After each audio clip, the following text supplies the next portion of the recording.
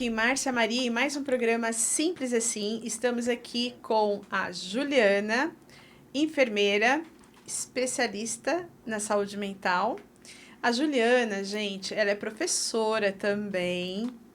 E a Juliana já fez muitas especializações, muitas pós-graduação para chegar onde ela está.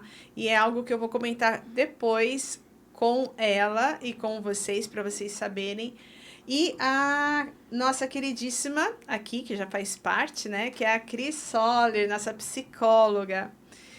Ju, uma coisa que sempre me chama muita atenção, que eu comento com o pessoal da área da enfermagem, é que o enfermeiro, ele chega a estudar mais até do que o médico, né? Porque vocês fazem quantos anos da faculdade? É 5 também? 5 de graduação. 5 de graduação, aí vocês fazem o estágio, e aí, gente, o enfermeiro, ele não para de estudar, não é isso? Não.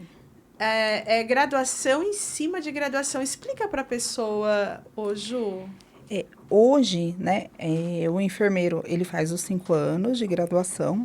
Quando ele termina esses 5 anos, normalmente, cada área que ele vai atuar exige uma especialização naquela área. Essa especialização, ela tem em torno aí de 1 ano e meio. Algumas chegam a 2 anos para você se especializar em cada uma delas.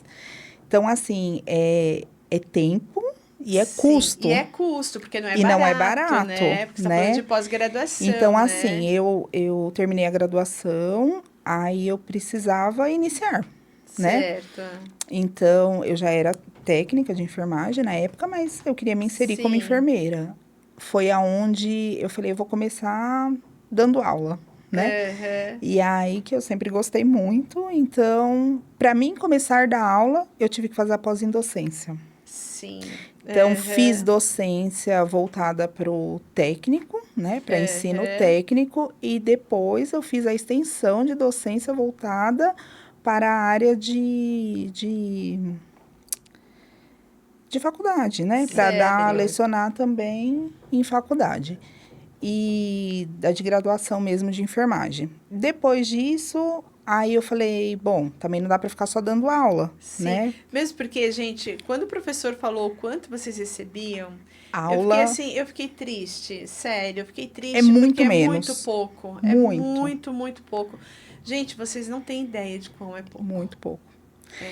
E aí, assim, é todo um trabalho, né? Eu tinha que montar a aula, você lembra, né? Tinha todos os slides, era aula, prova, trabalho, você lembra os nossos trabalhos, depois correção disso tudo, lançamento de nós, todo um trabalho. Não, e assim, né? Estão falando de alunos, né? Ali você formação. tinha aluno, formação. Então, você tem uma responsabilidade. É o futuro de quem vai cuidar, né? Exatamente. Então, é tudo isso. Aí eu falei, bom, preciso de mais. Né? Preciso de uma área ali que eu vou atuar no assistencial. Foi aonde eu fiz urgência e emergência e UTI.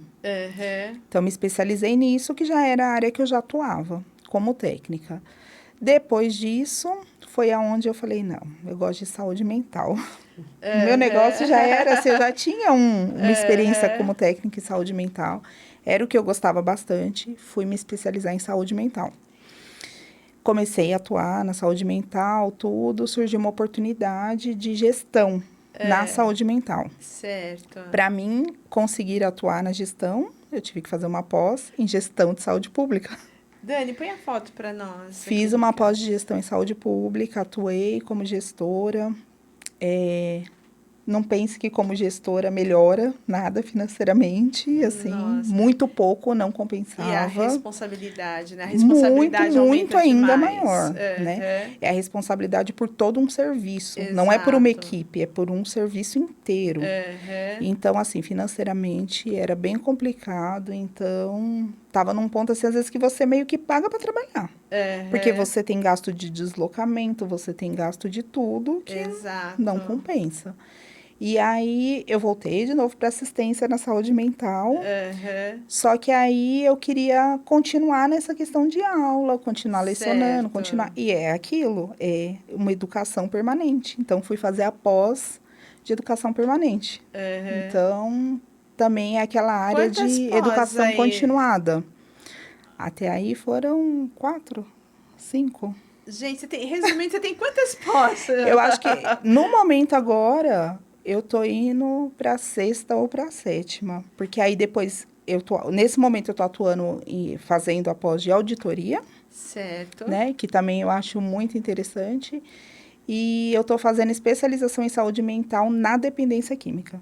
Que é a área exata que eu estou hoje. Então, é o que eu te falei, cada área que eu fui passando, eu tive que fazer uma especialização naquilo. Então, o que me chamava a atenção, sabe, Cris, é que quando eu estava ali estudando, eu lembro de um professor que ele falou, olha, para eu poder dar aula para vocês, eu tive que voltar a estudar, tive que fazer mais uma pós. Eu falei, mas como assim?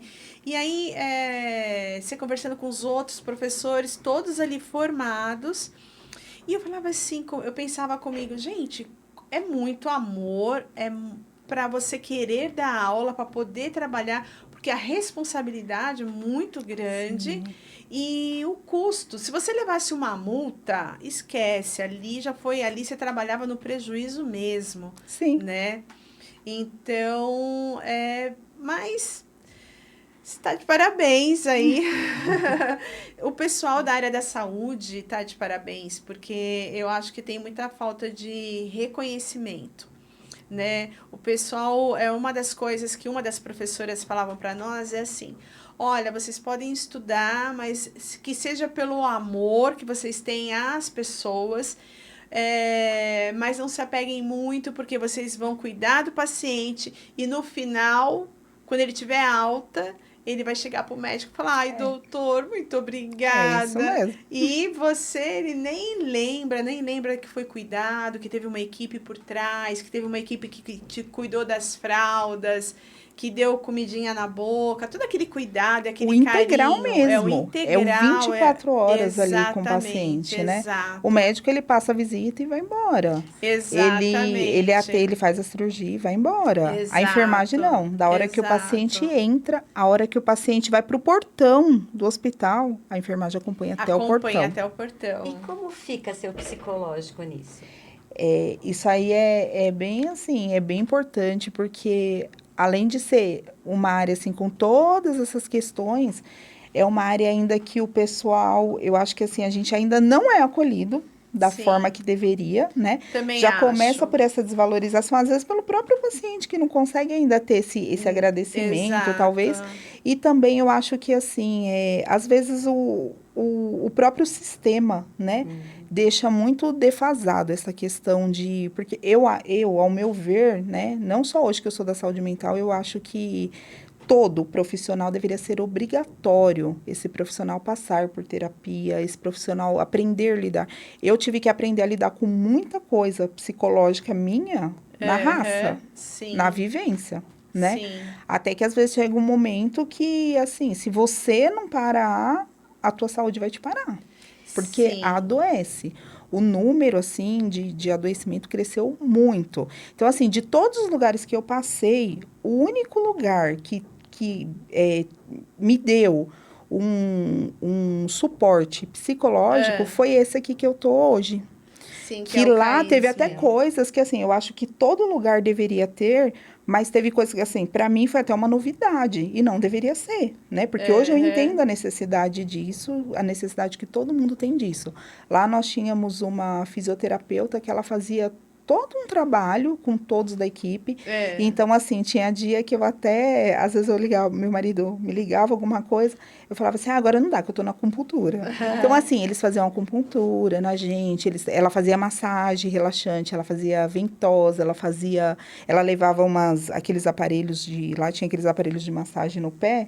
Então, às vezes eu tava evoluindo o paciente ali no computador, ela deixava lá pra gente, ela falava, vocês não param. Então, eu não consigo, às vezes, pegar vocês e levar pra minha sala. Certo. Então, ela levava os aparelhos até a gente e ela fazia ali. Enquanto a gente estava trabalhando, ela fazia. É uma valorização, se sente valorizada, um cuidado, né? Exato. Que é extremamente necessário. Exato. Então, assim, às vezes se fosse num outro lugar, o colaborador travou a coluna, ele ia ter que se afastar, pegar um atestado. Sim. Se você chegasse lá e falasse para ela, eu tô com uma dor na coluna, tô quase travando, ela cuidava de você. Então, assim, eu acho muito legal porque é um cuidado que a empresa teve com a gente, Sim, tem com o colaborador, né? É melhor você prevenir do que você depois ter as consequências. Assim, sabe, nesse período que eu fiz estágio, primeiro, eu passei a olhar o enfermeiro com outros olhos. Você passa a olhar o enfermeiro, a valorização, você passa... É tudo diferente, o teu olhar é diferente porque você vivenciou, você sabe a importância, você sabe que você tem um ser humano ali, que tem uma família por trás, enfim. Mas assim, como eu comentei no outro bloco, né? Você via enfermeiros trabalhando ali com dor e às vezes era muito comum até na UPA, eu lembro de uma senhora que tinha uma enfermeira do lado, ela estava tomando tramol. Para vocês terem uma ideia, estava tomando tramol. E aí a mulher olhou para ela assim, ó, olhou de cima para baixo e não falou nada, mas tipo assim, você não é enfermeira? Porque a impressão que dá fossem, né? é que enfermeiro não fica doente nunca. Sim. Né? Essa impressão. Como não pudesse, como né? se não pode, não tem o direito. Nós nos cobramos disso. Uhum. Nós próprios, assim, a sociedade vê tanto isso que nós mesmos nos cobramos disso. A gente não se dá o direito de descansar. Isso é muito triste, a gente não se dá o direito de se cuidar. A gente não se dá o direito, sabe? Uma curiosidade, Ju. Nesse período todo que você trabalhou, aconteceu de pegar algum funcionário que foi com aquela vontade, nossa, esse é o meu sonho, quero muito trabalhar, mas quando vê a demanda, quando vê realmente a situação, não aguenta, fala, não, isso não é para mim. Já, vixe, um monte. Aí você tá com o exemplo aqui, ó. Aí, ó, minha aluna. Minha aluna que desistiu. E o que foi, Márcia, que te fez desistir? Não, justamente a questão, gente, do salário, a responsabilidade. Primeiro, assim, começa pela responsabilidade, que é muito grande. A responsabilidade do medicamento, de você conferir aquela pressão. Aí você tem a pressão toda da responsabilidade, você tem que cuidar da ambiente, né? Assim, já é um ambiente que... Sim. E muitas vezes, assim, a condição já não é legal nesse ambiente. Então, você ter toda essa responsabilidade num ambiente estressor do jeito que ela triplica, né? Não, triplica. Sim, e assim, aí um salário que não dá...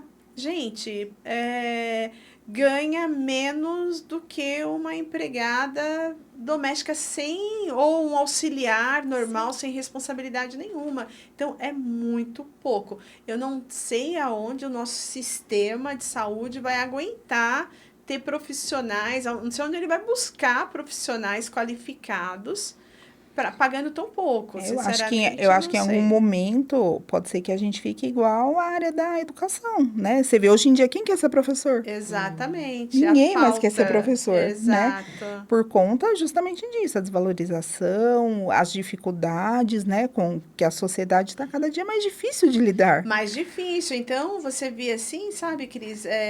Então, a saúde acho que vai... Era até comum, né? Os enfermeiros falam, olha, o problema não é o paciente. O problema... É o sistema. Não é nem o sistema, eles falavam que era o acompanhante. Porque além de você ter que lidar com o paciente, você tem que lidar com o acompanhante, que não sabe de nada, né? Sim. E quer meter bedelho no que você está fazendo. Aí você tem que explicar para o paciente, e você tem que explicar...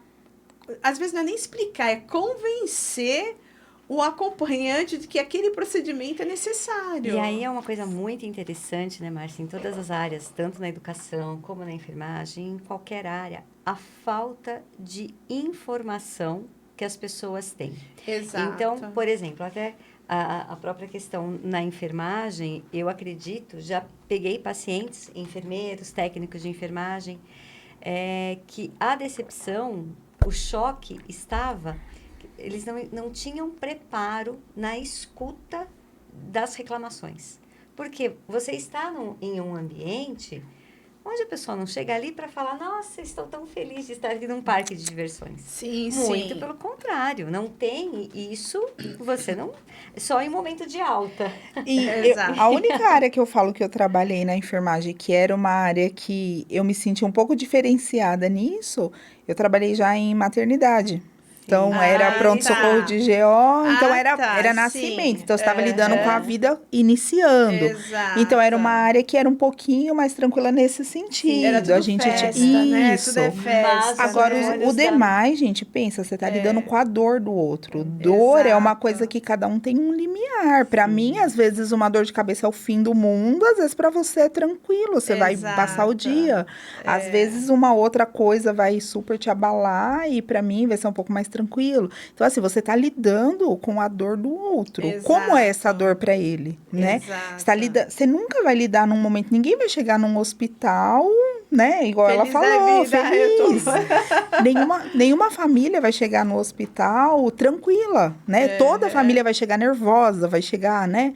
Então, assim, vai chegar desesperado, ou vai querer cobrar porque às vezes está demorando um atendimento e a pessoa tá ali com dor. Então, é difícil. Então, você já lida com um momento difícil. Sim, e a utopia, infelizmente utopia, mas que deveria ser uma realidade, é a divisão de tarefas. Porque, infelizmente, o maior problema que eu vejo, tanto na educação como na saúde, é o acúmulo de tarefas. Sim. É verdade. Então, por exemplo... E hoje mais ainda. Se tivesse... As empresas querendo ganhar até o último, diminui o número de funcionários. Sim, e assim, por exemplo, né, a Ju pode explicar melhor isso, mas ela, como enfermeira, ela está ali entre a instituição, o médico, o paciente e o familiar.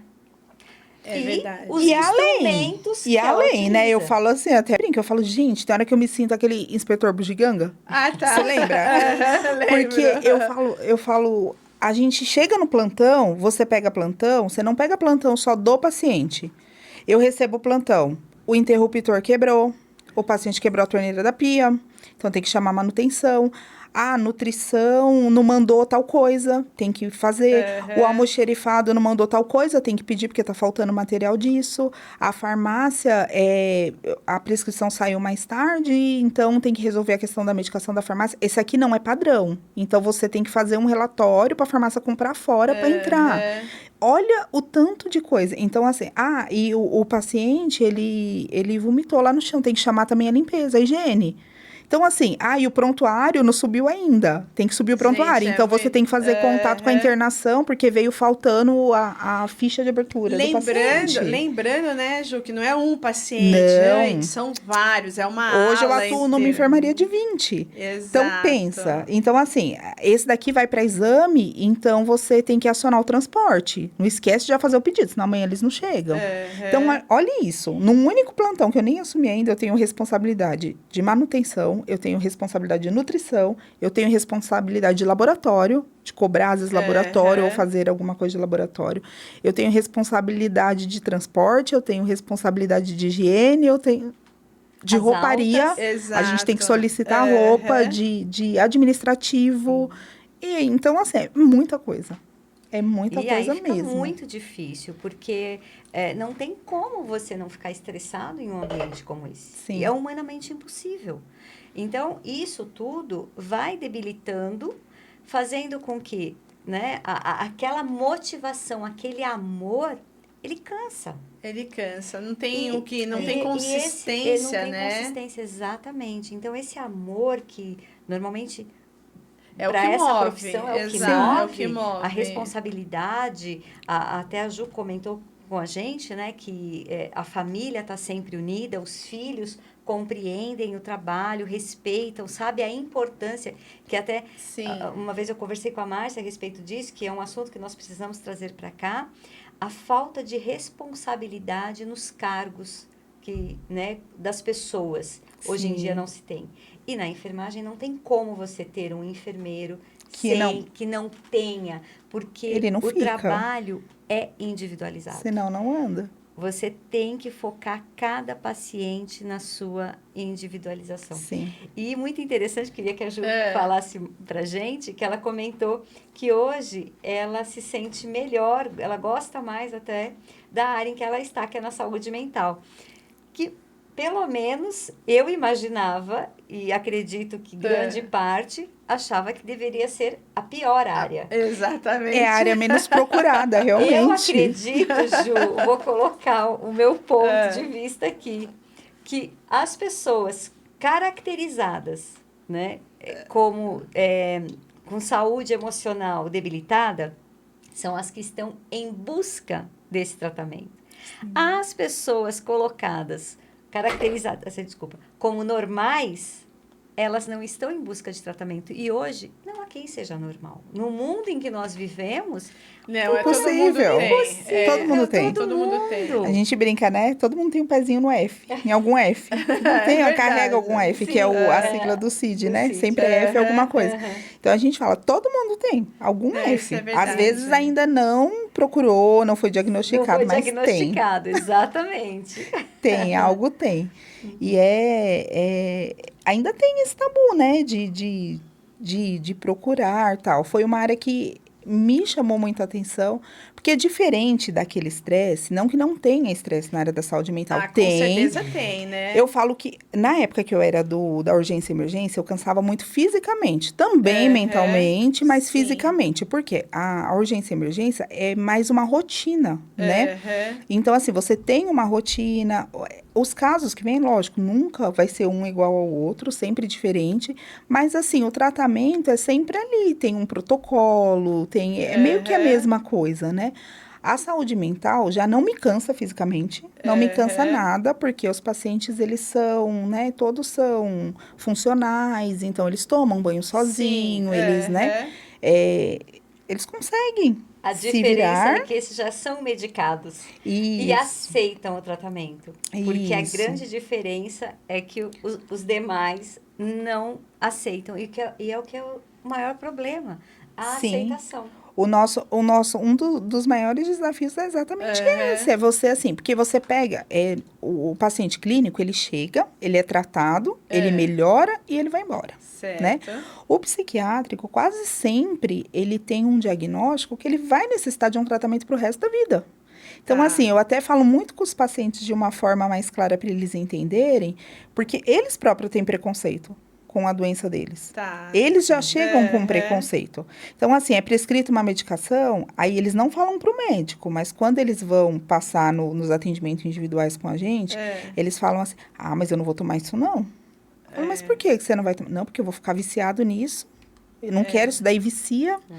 Eu não quero porque... E realmente, assim, não é que o vício não vai viciar da medicação.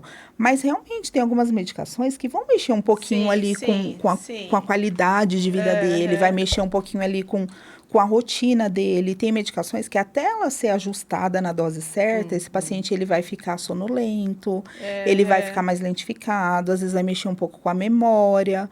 Então, tudo isso vai trazendo uma resistência, né? Mexe com isso, tem disfunções, às vezes, né? Sexuais. Então, assim, tudo isso faz com que ele tenha esse bloqueio, além do preconceito da sociedade. Né? Então, assim, até hoje eu escuto muitas vezes alguém falar assim, nossa, toma Gardenal é louco. Gente, olha que absurdo, né? Gardenal nem é para nada assim né? É mais neurológico do que psiquiátrico. Exato. E as pessoas têm isso. Então, imagina, hoje em dia você chegar e falar assim, eu tomo uma sertralina, eu tomo uma quetiapina, eu tomo né? Então, assim, para as pessoas ainda tem esse preconceito. Quando eu estava no curso ali de enfermagem, daqui a pouco entrou num assunto ali, onde a professora foi falar de um remédio para quem tem depressão, para sono.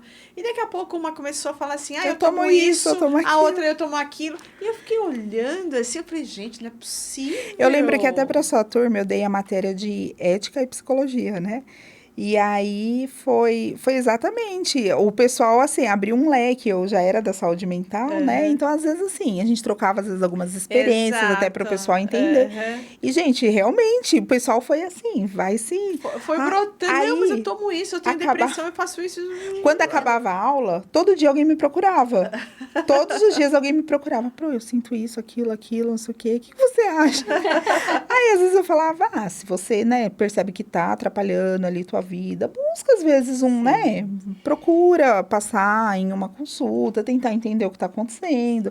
Então, assim, é muito mais comum do que a gente imagina. E o interessante é que as pessoas, elas que tomam esses remédios, né, controlados, quando bem assistidos, tem uma Gente, qualidade a vida de que vida segue. maravilhosa. É o que a gente tenta trabalhar muito na cabeça dos pacientes, porque eles acham que eles vão tomar e, tipo, vou ficar louco, Sim. vou ser taxado, Exato, né, como... Tem a fase de E não adaptação, sim. que é o começo. Porém, quando você está assistido, ou seja, você faz o acompanhamento médico, que é o que a maioria não faz. Muitos Sim, abandona. Não Vai na primeira faz ou consulta. abandona. Exato. O abandonar também é uma taxa, assim, porque é aquilo, é igual quando a gente fala, né, o paciente toma antibiótico.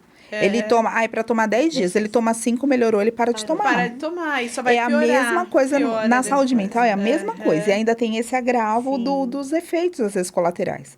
Então, há uma medicação que ele vai ter que tomar para o resto da vida, por exemplo, uma esquizofrenia, um transtorno bipolar, ele vai ter que tomar, só que ela, às vezes, vai ter efeitos colaterais. Então, algumas ele vai ganhar peso, algumas eles vão se sentir mais sonolento. Então, já é um agravo para ele parar na cabeça dele. Então, assim, eu tô bem. Ele vai ficar bem, porque quando ele tiver medicado estabilizado, ele vai ficar bem.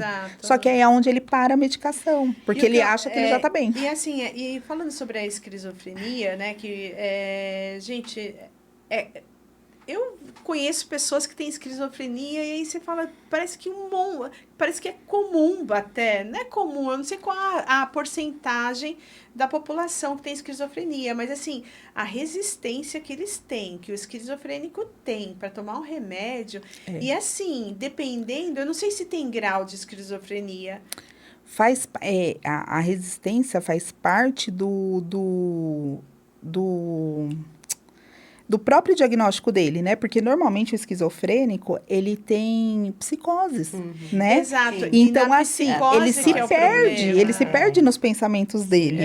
Então, assim, não seria graus, eu acho que seriam mesmo momentos que ele tem, né? Assim, então, tem momento que ele tá ali estabilizado, mas um negocinho pode desestabilizar ele. Às vezes, uma medicação mal ajustada, o ruim é quando ele não toma o remédio porque ele não quer tomar o remédio. Uma situação pode desestabilizar ele, de crise, um fator estressante, né? Estressor na vida dele pode desencadear uma crise.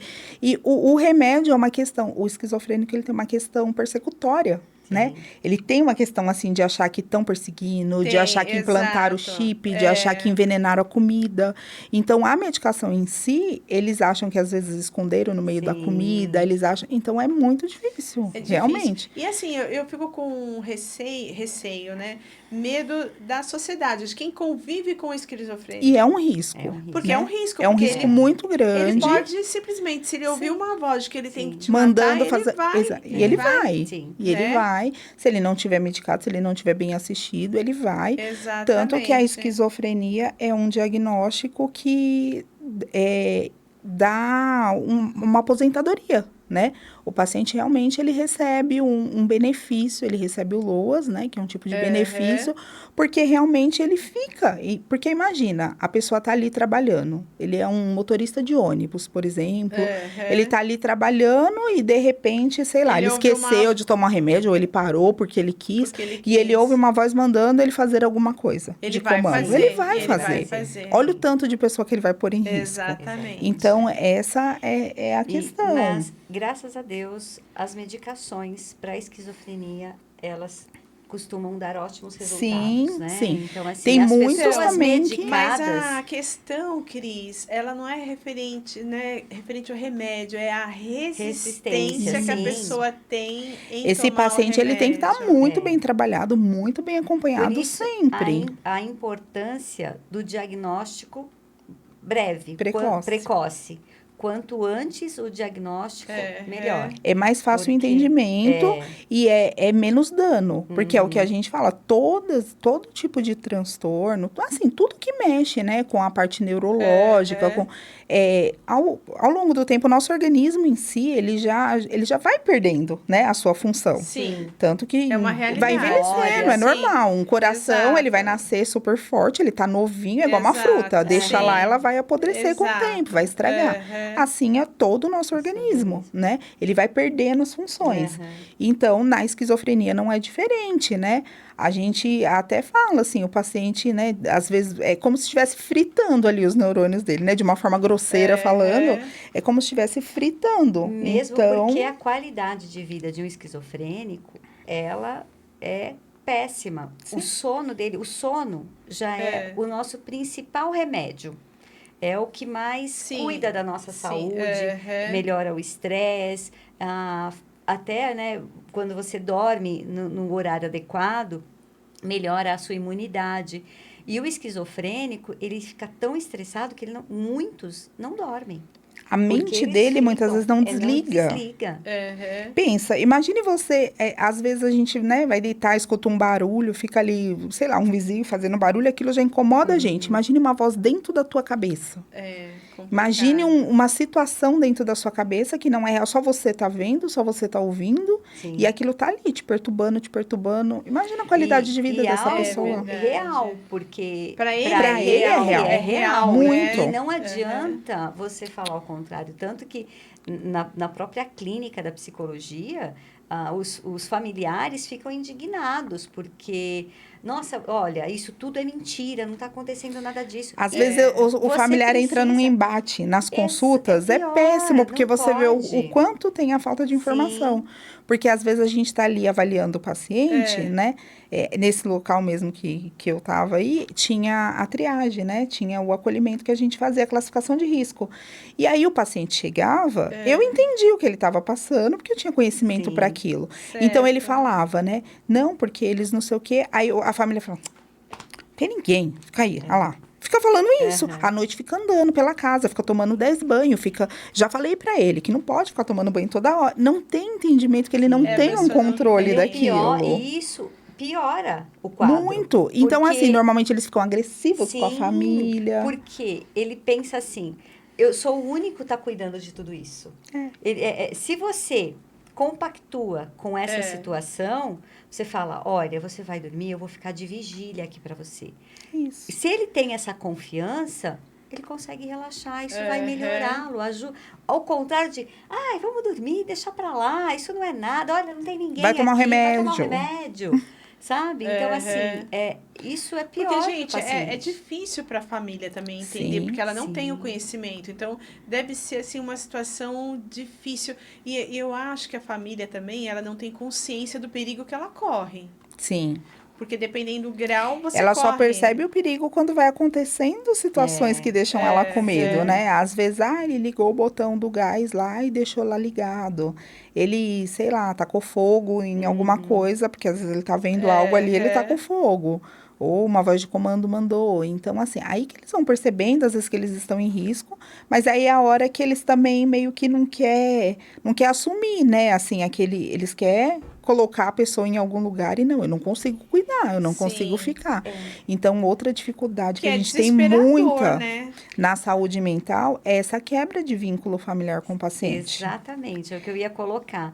A falta de comunicação e olhar nos olhos, conhecer, isso é fundamental. Por quê? Quando você vai agindo a família no automático, então, foi trabalhar, chegou, dá um beijinho, vai comer, vai dormir, e não tem aquele como foi o seu dia, como que você está se sentindo, olho no olho, a intenção de compreender o que o outro está passando e também ter essa troca, eu poder falar, eu escutar. Não, fica tudo no automático. Quando você vê, já aconteceu. Né? Seu filho está em um caminho com amigos que você nem conhece, a sua família... Às vezes você tem um filho com depressão e você nem sabe. Nem sabe, exatamente. Mas, olha, eu estava vendo uma matéria falando como é difícil, porque às vezes você vê a pessoa sorrindo, brincando, e tem muitos suicídios, as pessoas, quando você vai ver, a pessoa suicidou, mas como assim? A pessoa era alegre, estava bem, onde ela estava rindo. Exatamente, aí foi... E outra, Márcia, isso é tão complicado. E assustador, né? Na verdade, assustador. Tem pessoas, eu estou falando, né? E tem família que vai no automático, não tem essa conversa, mas tem também família que tem. Famílias que conversam com seus filhos Porém, os filhos, eles fazem parte, conhecem o sofrimento, os problemas da família, que o adolescente, principalmente, ele acaba guardando, falando, não vou trazer esse problema. Então, tá tudo bem. Só que ele vai... E é uma criança ainda, né? Ele não está completamente amadurecido para lidar com problemas. Então, aquilo vai somatizando e quando vê, ele não aguenta. É um copinho, né? Vai enchendo, e uma hora vai e ele vai transbordar. demonstrando que tá tudo bem. A mãe conversa, tá tudo bem. Não tem nada para falar, não. Entendeu? Então, por isso, está sempre de olho em tudo. As amizades, os gostos, o que mudou, a vestimenta.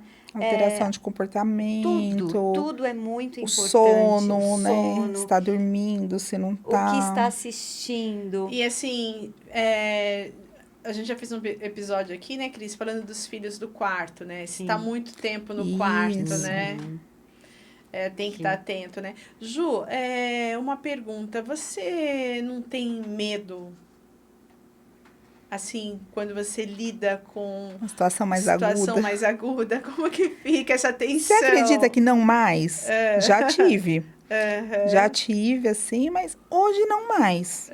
Hoje, sei lá, não sei se a gente vai aprendendo a lidar, vai acostumando um pouco mais. Hoje então, eu não tenho mais. Acho que você já lê a pessoa, isso. Assim, né? Hoje, a gente, né, quem já é dessa área, a gente consegue ir observando e anteceder a crise, né? A gente... Tá. Eles dão sinais. Quando eles vão ter uma agitação, igual hoje eu trabalho numa enfermaria de adolescentes dependentes químico. É até um pouco mais tranquilo no sentido, porque assim, eles entram pelo uso da substância, então eles normalmente não estão desorganizados, confusos. Um ou outro, às vezes, entra psicótico, porque psicotizou pelo uso da substância. Certo. Mas a maioria é consciente orientada. Mas quando eu estava nessa outra unidade, que é essa unidade de transtorno, e agudos, né? Então, aí sim, aí eles chegavam de ambulância, era um pronto-socorro de porta aberta, né? Hoje referenciou, mas era um pronto-socorro de porta aberta. Então, vinha de tudo quanto era jeito. Então, às vezes eles chegavam contidos, às vezes chegavam, bem... Só que antes disso, às vezes depois que eles entravam, eram medicados, ainda assim, às vezes eles apresentavam crises depois lá dentro, né? Então, assim, só que eles dão sinais. Tá. Eles mostram, normalmente eles começam. O primeiro sinal, normalmente, eles começam a andar de um lado para o outro. Certo. Eles andam de um lado para o outro, eles começam a olhar muito porta, quem entra, quem sai, para ver se dá para, de repente, sair. Quando eles percebem que não tem a condição de sair, aí, às vezes, eles vêm questionar a gente, eu vou embora quanto? Eu estou de alta. E, assim, a gente não pode mentir. Tá? A gente, é péssimo você trabalhar mentindo ou enganando. A gente tem que ser muito claro com eles, independente da situação. Então, a gente fala, não, você não está de alta ainda, você está em avaliação, está ajustando medicação e tal. Aí ele já começa a falar mais alto com você. Então, assim, isso já está antecedendo a crise. Nesse momento, a sua equipe já está toda de olho. Tá. Às vezes já chega alguém perto de você, mas assim, sempre um comanda a situação. Então, se eu comecei a falar com ele, eu vou falar até o final. Não adianta eu falar o outro, vir falar, que isso vai ser pior. Então, eu comecei ali o comando, a minha equipe só chega próximo para ir, se de repente o paciente fizer alguma coisa, a gente intervir. Isso que ela comentou é bem interessante, porque são mais estímulos. Na verdade, ele já está agitado. Se você traz outras pessoas, outras informações, aquilo é como se você estivesse agitando mais, né? Exatamente. Então, vai fazer com que esse surto acabe explodindo, né? Acontecendo então, muito a equipe normalmente só se aproxima, mas fica quieta. Às vezes, só o fato da equipe se aproximar, ele abaixa porque ele se sente um pouco acuado, né? Às vezes, não. Às vezes, ele está tão desorganizado que ele não se sente acuado. Pode vir 10 ali em volta.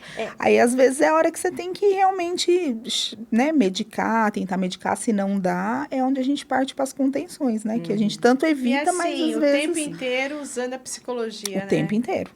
É o tempo inteiro ali, na fala, no manejo verbal, o tempo inteiro no manejo verbal. Às vezes você fala a mesma coisa 25 vezes num plantão de 12 horas. Por isso que eu digo, psicologia, eu sempre falo, Ju, psicologia nós tínhamos que ter desde berço. Sim. Porque todo mundo precisava ter esse conhecimento. Os familiares, se soubessem lidar com muitas situações, muito seria previsto. Ah, não, sim, muita coisa. Né? Muito sofrimento Muito deixaria de sofrimento. existir, né?